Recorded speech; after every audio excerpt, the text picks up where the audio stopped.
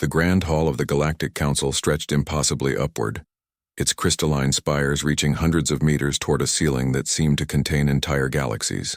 Admiral Thomas Rivera stood alone on the central platform, his crisp blue uniform the only splash of Earth color in a sea of alien hues.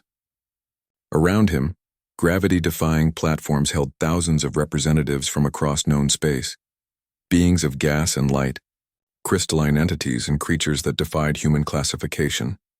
The 12 High Counselors floated above on their dais, massive beings whose bodies pulsed with colors humans could not name. Grand Arbiter Voxel, the eldest among them, leaned forward, its luminous appendages creating ripples in the air.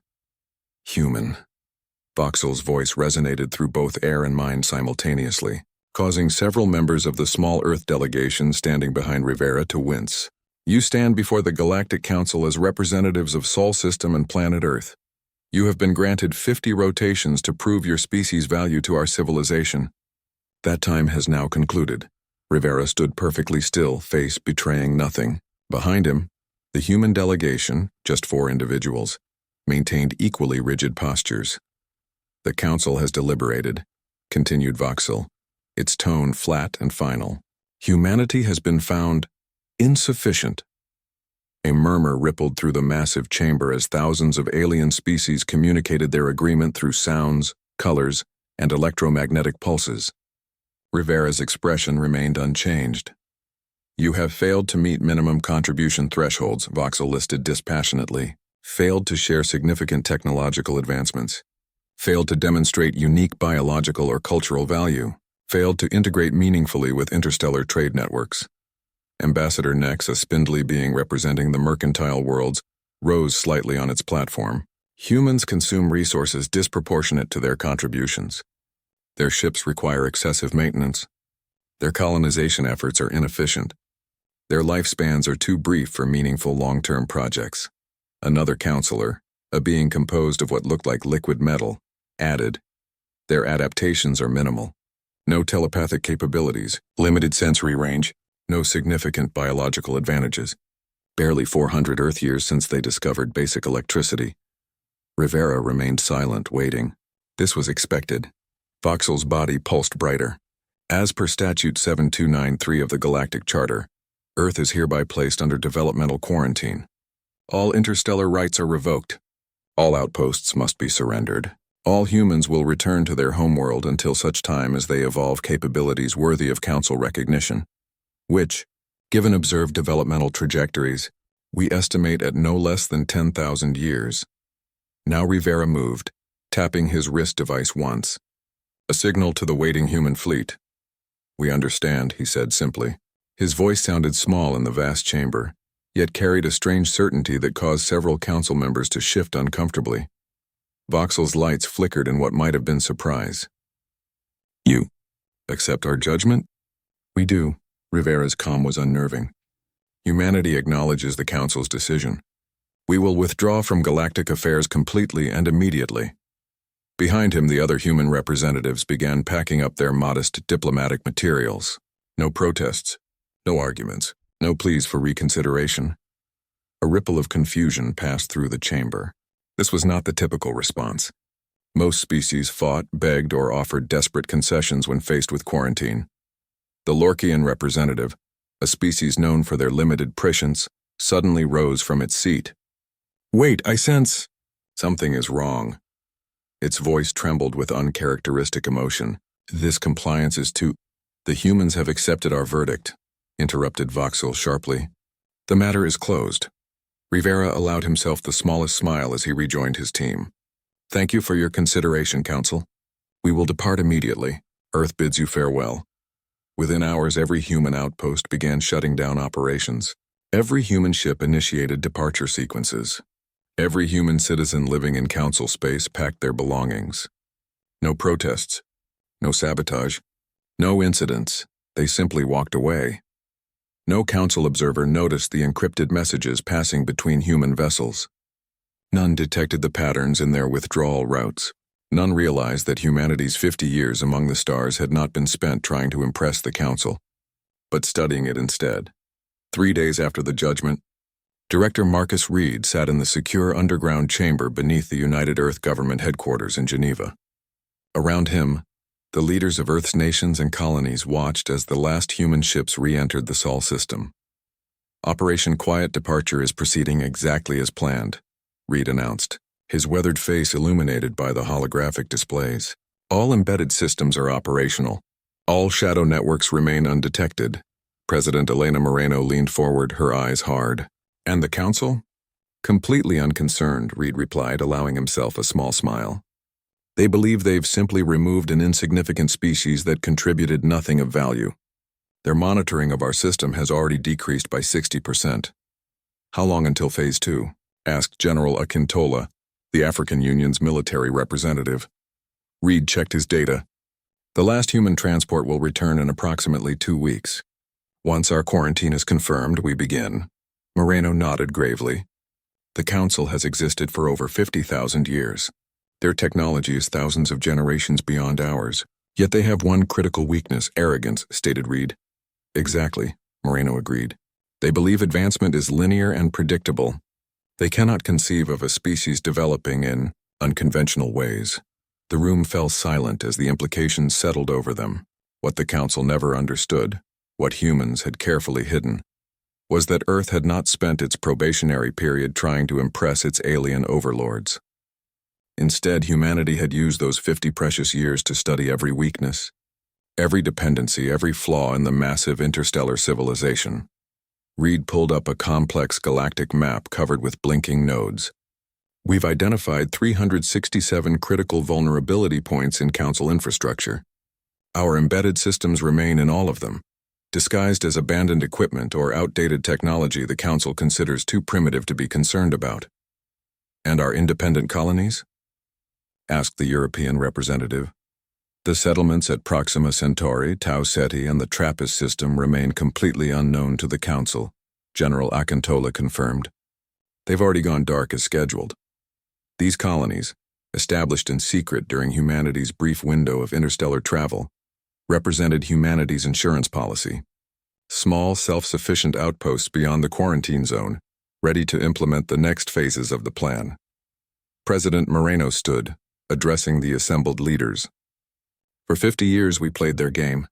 We pretended to accept their standards, their judgments, their view of what constitutes advancement. We let them believe we were simple, predictable, unthreatening. She walked to the central display where the image of the Council homeworld rotated slowly. They never asked why we accepted their terms so readily. They never wondered why we focused on certain technologies and not others. They never questioned why we showed such interest in maintenance systems and supply networks rather than weapons or faster ships. Because they couldn't imagine we were playing a longer game, Reed added. Exactly, said Moreno. The quarantine was not our defeat. It was always our goal. Now we have 50, perhaps 100 years of non-interference. Time to implement what we've learned. Time to build something they cannot imagine. The room hummed with tense energy as Earth's leaders contemplated what lay ahead. Not a war of weapons, but a strategic dismantling of the very systems that kept the Council's power intact. Not revenge, but recalibration. They believe they're containing us, Moreno concluded, her voice firm with conviction.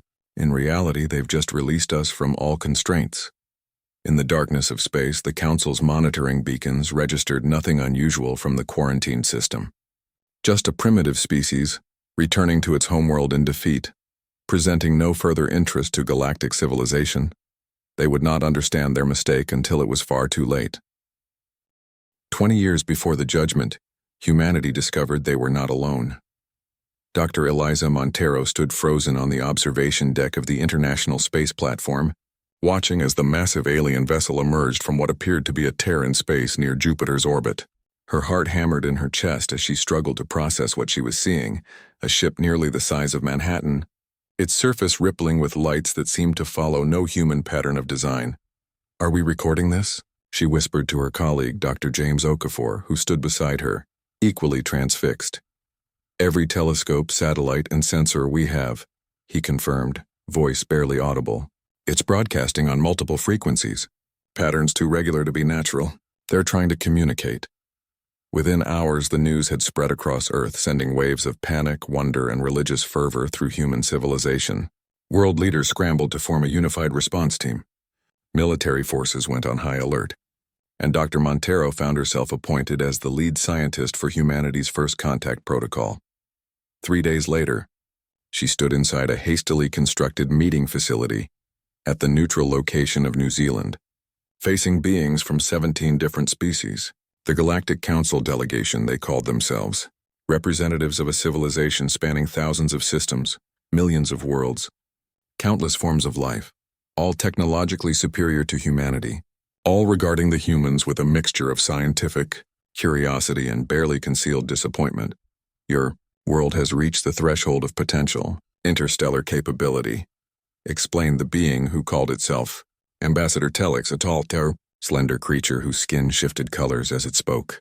Council protocol requires contact and evaluation before any emerging species achieves independent faster-than-light travel. Evaluation? President Nakamura asked carefully, representing Earth's hastily formed United Response Coalition.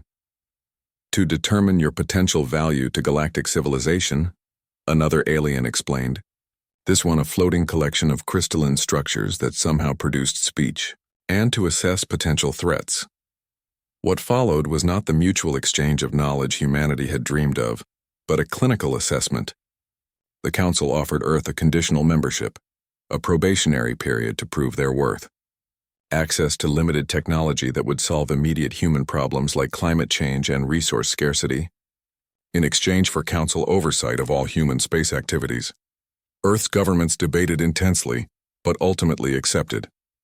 The potential benefits were too great to refuse, but not everyone was convinced this was a positive development. They're not treating us as partners. Director Marcus Reed warned President Nakamura 6 months after first contact. Reed, formerly Earth's top intelligence officer, now headed the newly formed Interstellar Intelligence Division. We're being evaluated as potential servants or threats. Nothing more. They sat in the secure conference room beneath Geneva, surrounded by the most sophisticated counter-surveillance technology Earth could produce, enhanced with reverse-engineered alien components. You have evidence of this? Nakamura asked, her face grave. Reed slid a data tablet across the table. My team has been analyzing Council protocols since first contact. Of the 312 species granted probationary status in their recorded history, only 28 received full membership. The rest were categorized as resource providers, military assets, or evolutionary dead ends placed under permanent quarantine. And which category do they see us fitting into? Reed's expression was grim. Based on their assessment parameters, technology level, biological capabilities, resource needs versus contributions, we're heading for quarantine. They consider us too resource-intensive for our limited capabilities, too biologically simplistic, and too developmentally unpredictable. Nakamura absorbed this in silence, then asked, "Recommendations?" "We play their game on the surface," Reed replied. "Send representatives like Admiral Rivera to make our case diplomatically, meet their stated expectations. But underneath," he pulled up a second file, "I propose Operation Quiet Observer." The plan was audacious in its simplicity. While Earth's official diplomats engaged with the Council openly, Reed would build a shadow network of human operatives who appeared to be simple merchants, maintenance workers, and low-level diplomats. Their mission: gather information from every corner of Council, space about the true nature of the interstellar civilization. The Council believes we're focused solely on the technologies they're willing to share, Reed explained. They don't realize that what we're really learning is how their civilization functions, its dependencies, vulnerabilities, and blind spots. Over the next decade, Reed's operatives discovered crucial weaknesses throughout Council space. The Zalti, masters of biological science whose medical technology could cure any human disease, were utterly dependent on minerals humans considered common. The telepathic Vril had no concept of deliberate deception. The mighty Taraki warships required constant maintenance from specialized engineers. Most importantly, they discovered that the Council species, for all their advancement, had grown complacent. They had forgotten what it meant to fight for survival, to innovate under pressure, to adapt quickly. They've been stable for so long they've lost their adaptive edge, Reed explained to the Earth Security Council on the 40th anniversary of first contact. Each species has become hyper-specialized, dependent on others for basic needs. They've optimized for efficiency, not resilience. On the screens around them, data flowed in from human operatives scattered throughout council space. Humanity had spread thin but wide, not establishing obvious colonies that would demonstrate their expansion, but placing key individuals in positions throughout the galactic infrastructure. Human maintenance crews were valued for their ability to improvise repairs on outdated systems. Human traders found niches in small, overlooked markets. Human diplomatic aides were appreciated for their attention to detail in positions most council species considered beneath them. Each human was a node in Reed's vast intelligence network, gathering data that painted an increasingly clear picture. The mighty Galactic Council was a fragile ecosystem of interdependencies. Remove certain elements and the entire system would begin to fail. As the deadline for humanity's evaluation approached, Reed presented his findings to Earth's unified government. "They're going to place us under quarantine," he stated with certainty. "Our projections give it a 97% probability." "Then we failed," said Defense Minister Ibarra. "No," countered Reed. "We've succeeded beyond our wildest expectations. The quarantine is exactly what we need." The room fell silent as Reed explained the final phase of his strategy, Operation Quiet Departure. The plan was not to fight the Council's judgment, but to accept it completely, to withdraw from galactic affairs with such immediate compliance that it would seem like resignation. "And then?" asked President Moreno. Reed's eyes gleamed with cold calculation. "And then we use everything we've learned to build something they cannot imagine, while they forget about us completely. The Council believes advancement is linear, predictable. They cannot conceive of a species developing in ways that don't match their models." He brought up a galactic map showing thousands of tiny points of light, human operatives, embedded technologies, and information nodes throughout Council space. For 50 years they've been teaching us about their technology. But what we've really been learning is how their civilization functions and how it can be influenced. A month later, Admiral Rivera stood before the Council to hear their judgment. The verdict was precisely as Reed had predicted: quarantine. And humanity's response was exactly as planned: immediate, complete compliance. As the human ships withdrew from Council space, they left behind thousands of tiny, invisible anchors in the galactic civilization, dormant technologies, embedded systems, and hidden protocols that would remain undetected for years. Not weapons of destruction, but instruments of subtle influence, pressure points in a complex system.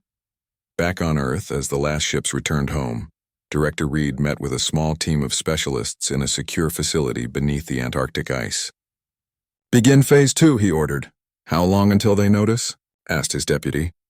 Reed studied the simulations on the screens before him.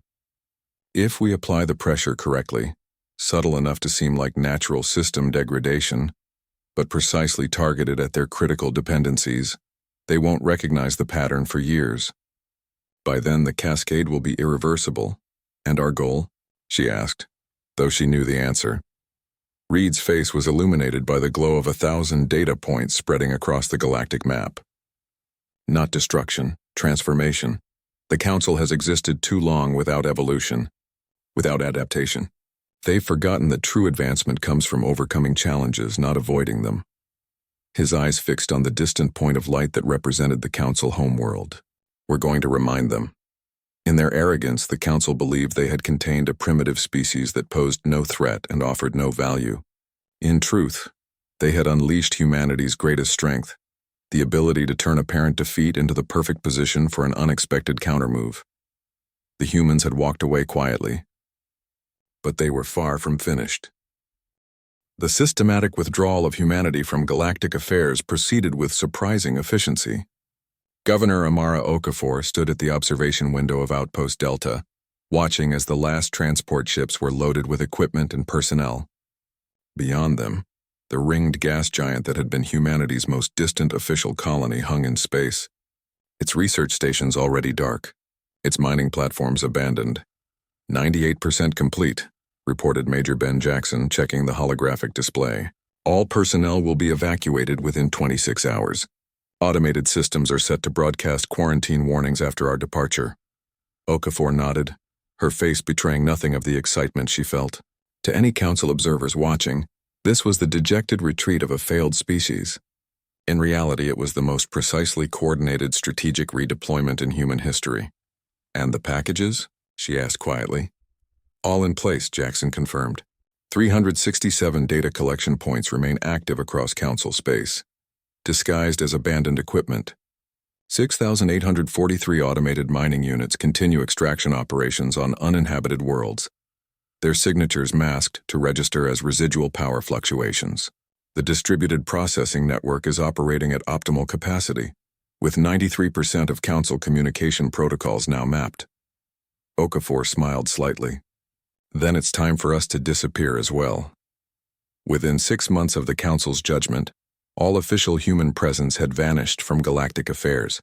Earth fell silent, its communication limited to automated beacons warning alien vessels away from the quarantine zone. The few Council monitoring stations observing the Sol system reported nothing unusual, just a primitive species, retreating to lick its wounds. On the Council homeworld of Nexus Prime, life continued as always. The matter of humans, a minor forgettable species, was considered closed.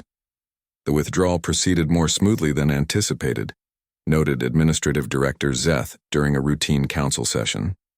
All human outposts have been reclaimed and repurposed. Their trading routes have been redistributed among member species. Grand Arbiter Voxel's body pulsed with satisfaction. "The efficiency of their departure only confirms our assessment. They recognize their inferior position in the galactic order. The matter is settled. Only Representative Kylox of the Lorkian Confederation remain troubled." "Something isn't right," he insisted to his fellow Council members. "My species senses probabilities, futures, patterns, and I detect a disturbance around Earth." "Your concerns are noted," Voxel responded dismissively. "But humans lack the technology or numbers to pose any threat. Their acceptance of quarantine simply proves they recognize their inadequacy." Meanwhile, beyond Council monitoring, humanity was far from idle. Deep within Earth's fortified command centers, Operation Quiet Departure entered its second phase. In the secure Antarctic facility known simply as Down Below, Director Reed reviewed the first wave of intelligence from their embedded systems. "The Council has officially reduced monitoring of Earth space by 80%, he announced to the gathered military and scientific leaders. "They've reassigned the resources to a border dispute in the Cygnus Arm." "Precisely as predicted," President Moreno observed. "Their attention span is remarkably short for such long-lived species." Reed nodded. "It's their greatest weakness.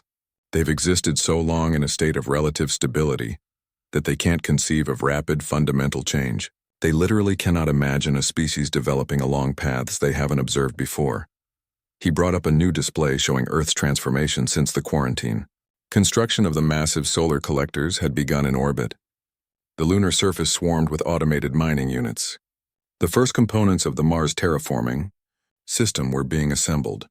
All activities carefully screened from Council, observation by a combination of stealth technology and the simple fact that they weren't looking very hard. "How long before they notice our progress?" asked Defense Minister Ibarra. "At current monitoring levels?"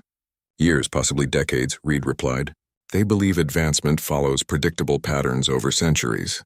The idea that we could fundamentally transform our technological base in a matter of years simply doesn't fit their models." "And the independent colonies?" Moreno asked. Reed switched to a different display showing small human outposts in 3 distant star systems. Proxima, Tau Ceti, and the Trappist settlements are proceeding as planned. All have gone dark to Council observation. The seed factories are operational and beginning construction of the first-generation autonomous systems.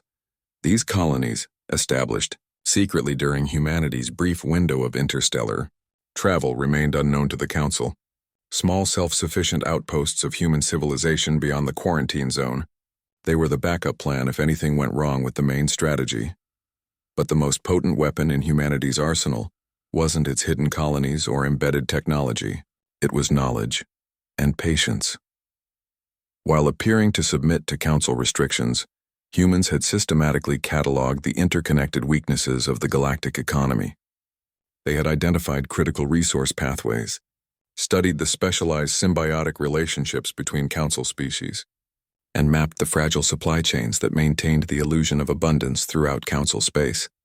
And now, invisibly, Humans began to apply minute pressure at precisely calculated points in this complex system, not enough to raise alarms, just enough to create tiny inefficiencies, small delays, minor shortages, like acupuncture needles pressing on nerve points the Council didn't even know it had. Implementing Stage 1 economic influence protocols, Reed announced 6 months after the withdrawal was complete. Targeted adjustments to the Zalti mineral supply chain, microscopic inefficiencies in the Taraki maintenance systems, subtle routing errors in the Vril communication network. Each change was too small to detect individually. Each could be easily attributed to normal fluctuations in a complex system. But together they formed the first threads of a web designed to gradually, inexorably alter the functioning of the entire galactic economy. "How long until they notice?" asked Jackson. Governor Okafor, now overseeing humanity's secret Mars development facility, studied the cascading simulations on her screens. "They won't, not until it's far too late. The effects will appear natural, unconnected. By the time they identify the pattern, the entire system will be in irreversible decline." 1 year after the quarantine, the first subtle signs of trouble appeared in Council space. On a mining world in the Orion sector, production of rare elements used in Council ship drives fell 8% below projections. Equipment calibration issues, the local administrator reported to the Economic Council. The human maintenance crews used to handle these systems, but surely their absence cannot explain such widespread problems. Similar reports began trickling in from across the galaxy. Agricultural worlds experienced unexplained crop variants. Communication relays suffered increasing signal degradation. Trading vessels reported navigation anomalies that added days to established routes. Small problems, isolated incidents, nothing catastrophic, until they weren't small anymore. 2 years after the quarantine, the Taraki, the Council's primary military force, reported that 12% of their fleet was non-operational due to part shortages and maintenance backlogs. The biological engineers of Zalt Prime announced an unexpected scarcity of essential medical compounds, previously sourced from unimportant systems near Earth. In a closed session, a small group of Council members finally acknowledged the possibility of a pattern. "These disruptions may have human fingerprints," suggested Security Director Mivox reluctantly. "Analysis indicates they may have embedded subtle flaws in maintenance procedures, introduced cascading errors in our processing systems, and removed key stabilizing elements from our supply networks before departing." Grand Arbiter Voxel dismissed the concerns. "Are you suggesting this primitive species intentionally sabotaged us as part of some grand strategy?" "Impossible. They lacked both the capability and foresight for such actions." Representative Kylox laughed bitterly. "That was always our mistake. We evaluated them based on technological achievement alone. We never considered their adaptive capacity, their strategic thinking, their ability to work invisibly within systems they appear to accept." "What exactly are you implying?" demanded Voxel. "I'm not implying anything. I'm stating facts," Kylox replied. "Humans never fought our judgment because they didn't need to. They had already identified every critical vulnerability in our civilization. They knew that by simply withdrawing their seemingly minor contributions and activating their embedded protocols, they could create a cascade of failures throughout Council space." The Council chamber erupted in angry denials. "Impossible. Unthinkable that primitives could outwit the collective wisdom of species thousands of years more advanced." Yet as system after system reported increasing disruptions, as previously stable trade relationships began to fracture under unexpected pressures, a terrible suspicion began to form in the minds of the Council leaders.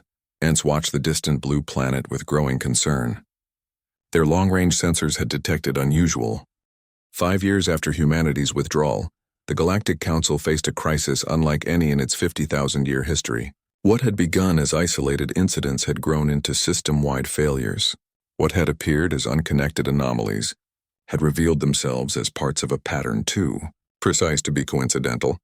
Grand Arbiter Voxel's luminous form pulsed with agitation as he addressed the emergency session of the 12 High Counselors. The magnificent council chamber, once filled with thousands of representatives, now held only this inner circle, a measure of how desperate the situation had become. "The Taraki fleet reports 40% of their vessels are now non-operational," Voxel announced, his telepathic voice strained. The Zalti medical conglomerate can no longer produce sufficient quantities of 11 essential compounds. Trade volume between the core systems has declined by 23% in the last rotation. The chamber, usually filled with the background hum of thousands of beings communicating, felt eerily silent.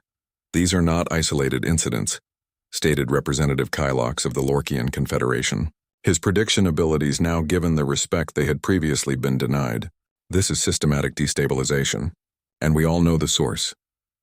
"The humans," whispered Council Elder Traz, her crystalline form dimming with the admission. "But how? They're under quarantine, confined to their home system. Their technology was centuries behind ours. This shouldn't be possible." Security Director Mivok stepped forward, his segmented exoskeleton clicking nervously. "We have confirmed that before their withdrawal, humans established far more extensive networks throughout Council space than we realized. Analysis of system failures shows they embedded subtle flaws in our infrastructure, introduced self-replicating errors in our processing systems, and compromised key nodes in our supply networks. In other words," Kylox said bluntly, "they saw our judgment coming and prepared for it. Everything they did during their probationary period, their focus on maintenance roles, their interest in our communication systems, their presence in seemingly minor trading posts, was part of a coordinated intelligence operation." "That's absurd," objected Administrative Director Zeth. "They're primitives, short-lived, limited. Their ships barely achieved FTL travel. Their weapon systems were laughable, their biological capabilities unremarkable." "And that," said Kylox, "was precisely our mistake. We evaluated them using our traditional metrics: technology level, biological advancement, resource capacity. We failed to recognize their unique adaptations because they didn't match our models." The council chamber fell silent as the implications of this statement sank in. "What unique adaptations?" asked Voxel finally. Mivox displayed a holographic analysis. "Humans evolved in an unusually competitive ecosystem. Their planetary history is defined by constant conflict, rapid adaptation, and innovative problem-solving. While most council species developed through gradual specialization over millions of years, humans advanced through crisis response and competitive pressure. So they're good at fighting," dismissed Zeth. "Many species are." "Not fighting," corrected Mivox.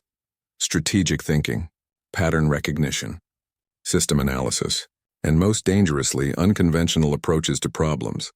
They don't think like us because their evolutionary path was fundamentally different." Kylox gestured toward the galactic map showing spreading disruptions. "We assumed their compliance with quarantine meant defeat. In reality, it was the perfect strategic response. They recognized that direct confrontation would be futile, but indirect influence could be devastating. They weaponized our own complexity against us." "Impossible," insisted Voxel, though his voice lacked conviction. "No primitive species could outwit the collective wisdom of the Council." "They didn't need to outwit all of us," Kylox replied. "They just needed to understand the systems we've built, systems we've come to take for granted, systems we no longer fully understand ourselves because they've grown so complex over thousands of years." The discussion was interrupted as a junior administrator rushed into the chamber, a breach of protocol that highlighted the deteriorating situation. "Urgent. Report from the quarantine monitoring station," the administrator announced breathlessly. "They've detected massive energy signatures throughout the Sol system. Structures that shouldn't exist. Technologies that shouldn't be possible." The council members gathered around the display as images from the long-range scanners appeared. What they saw defied all their predictions and models. Where once there had been a primitive civilization limited to a single planet, now there was a system transformed. Massive energy collectors surrounded the sun, harvesting power on a scale the Council had thought impossible for a species at Earth's development stage. The moon had been partially disassembled, its materials repurposed into what appeared to be shipyards of extraordinary size. Mars glowed with the lights of vast cities, and Earth itself was surrounded by a defensive web that hummed with technologies the Council recognized, but vastly improved, integrated in ways they had never imagined. "How?" whispered Voxel. "How have they achieved this level of development in mere years?" "Our models predicted centuries at minimum, because we misunderstood their fundamental nature," Kylox replied. "We measure advancement linearly by time accumulated. They advance exponentially through adaptation and necessity. Security Director Mivox brought up additional data. Further analysis suggests they've been manipulating Council systems not merely to cause disruption, but to gather resources for their own development. The inefficiencies they created in our supply chains redirected critical materials to abandoned sectors where we now detect evidence of human activity. You mean they've been stealing from us? Demanded Zeth. No, corrected Mivox. They've been redirecting resources we considered too minimal to track or too difficult to access. Resources our own efficiency models classified as acceptable losses. They built their new civilization from our scraps. The council chamber fell into stunned silence as the full implications became clear. The humans hadn't merely accepted their judgment, they had anticipated it, prepared for it, and transformed it from punishment into opportunity. We must respond, Voxel declared finally. Increase monitoring of the quarantine zone. Prepare a military response. With what fleet? Asked Kylox pointedly. The Taraki ships are increasingly non-operational, and our long-range scans suggest human defensive capabilities now exceed our offensive options. Then diplomatic contact, suggested Elder Traz. We must understand their intentions. Their intentions seem clear enough, Mivox said grimly, indicating the spreading pattern of system failures throughout Council space. They're dismantling our civilization piece by piece, without firing a single shot. In the silence that followed, Administrative Director Zeth spoke the fear that had been growing in all their minds. What if the quarantine was what they wanted all along?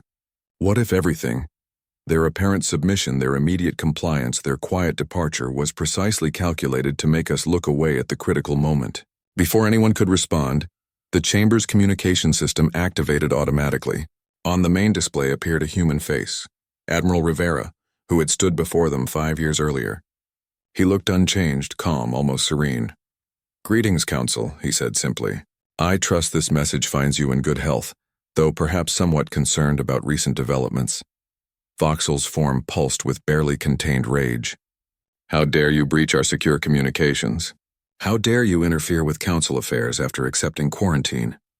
Rivera smiled slightly. We accepted your judgment in good faith, Arbiter. We withdrew from galactic affairs as required.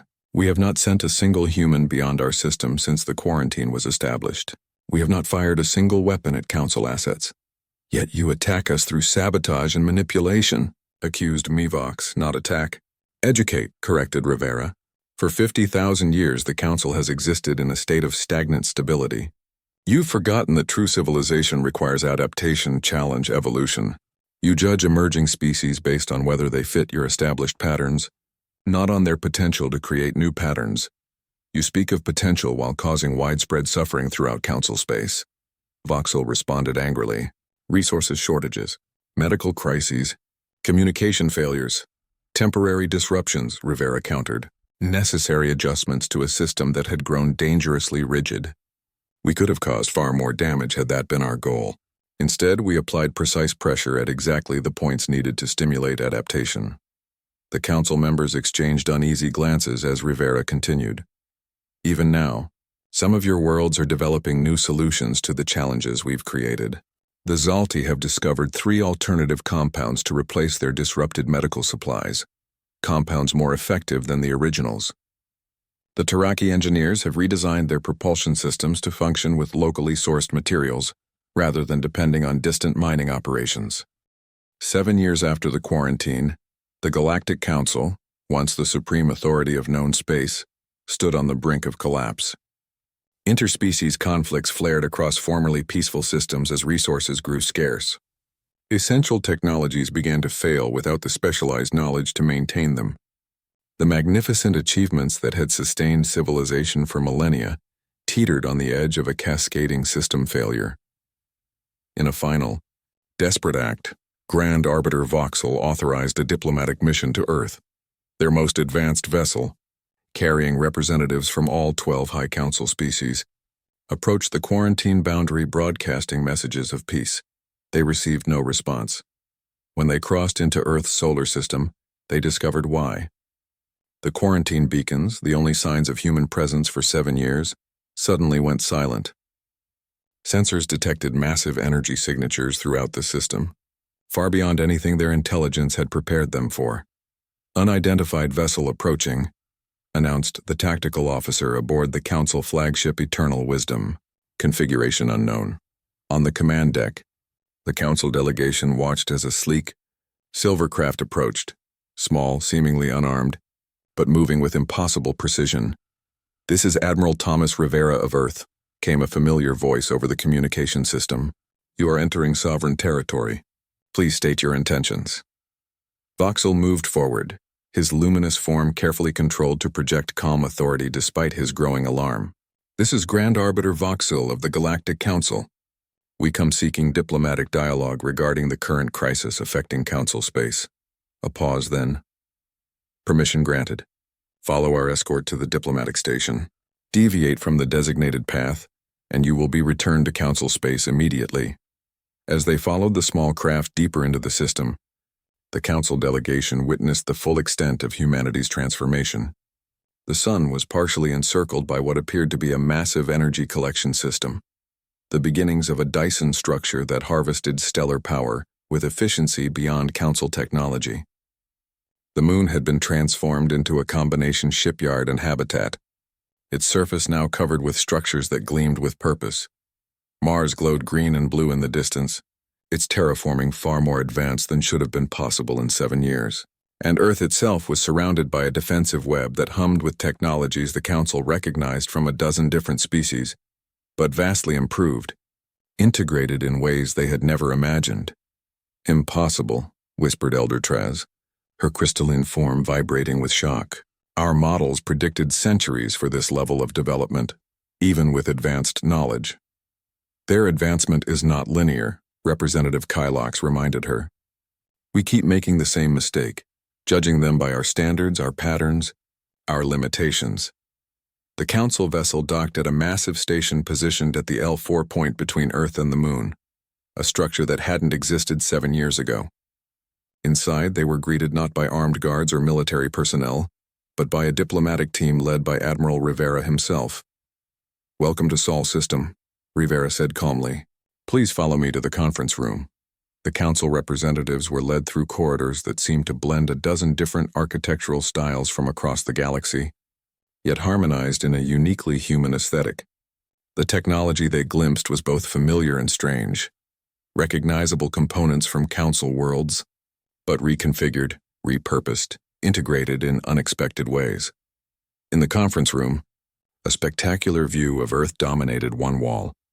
The planet appeared changed, greener, cleaner, its cities gleaming with new purpose. Representatives from Earth's government waited, including familiar faces.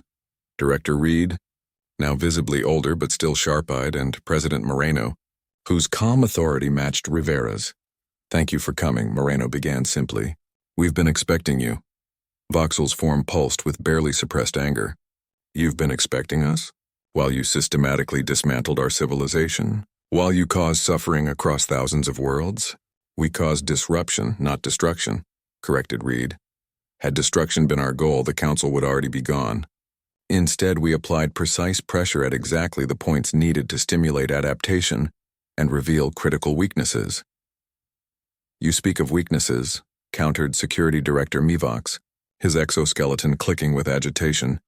"Yet you exploited them ruthlessly. Trading routes disrupted. Medical supplies compromised. Communication networks degraded.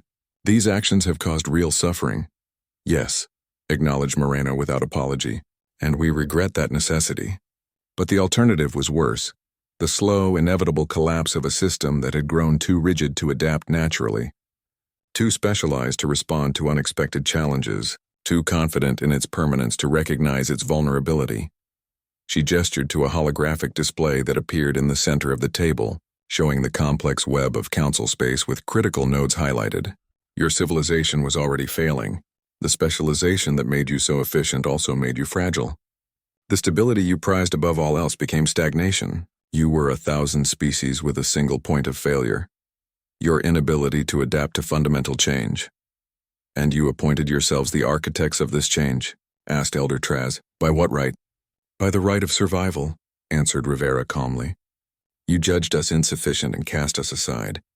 We simply refused to accept that judgment based on metrics that measured the wrong things.